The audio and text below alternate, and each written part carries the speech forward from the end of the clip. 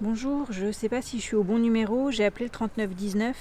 Alors oui, si vous appelez de la part du 3919, vous êtes au bon endroit. Vous êtes sur la permanence d'écoute spécialisée pour les femmes victimes de violences conjugales à Ris-Orangis. Dites-moi, qu'est-ce qui se passe pour vous? Bah, ça se passe mal à la maison avec mon mari.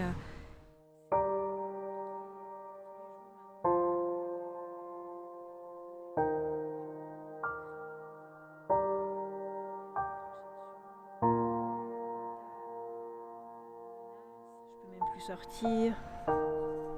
Ok, en fait, tout ce que vous me dites là, de ce que votre mari fait, tout est interdit par la loi.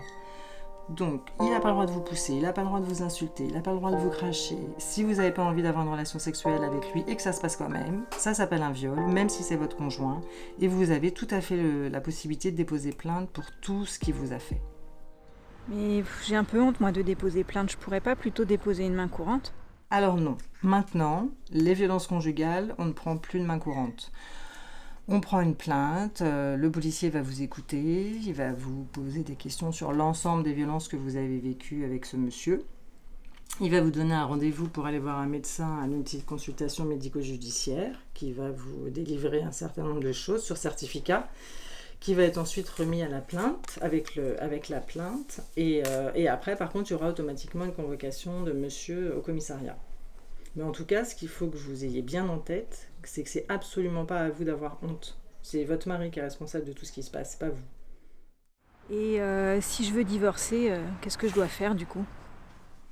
Alors, pour avoir un avocat, en fonction de vos ressources, vous pouvez avoir le droit à l'aide juridictionnelle. Donc, c'est l'État qui paye votre avocat et ça, on peut vous aider à faire le dossier, aucun problème. On peut également vous orienter sur des avocates qui sont sensibilisées aux violences conjugales et qui sont habituées à tout ça.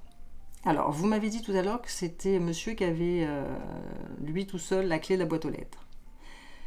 Vous avez aussi la possibilité d'être domicilié chez nous par rapport à votre courrier ou au CCAS de votre ville si c'est plus simple, parce que vous me dites que vous étiez sur Sainte-Geneviève, ça fait c'est peut-être plus pratique pour vous.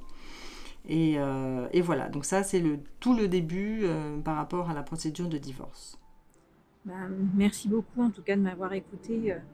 Et est-ce que je peux vous rappeler? Alors, si vous avez besoin de parler, si vous avez besoin de renseignements sur le déroulé par rapport à la procédure civile, par rapport à la procédure pénale ou pour parler de tout ce que vous vivez en ce moment, il n'y a aucun souci. Vous pouvez nous rappeler, vous pouvez demander à ce qu'on se voit en entretien sur place, aucun problème. Je vous souhaite plein de courage et surtout, n'hésitez pas à nous rappeler.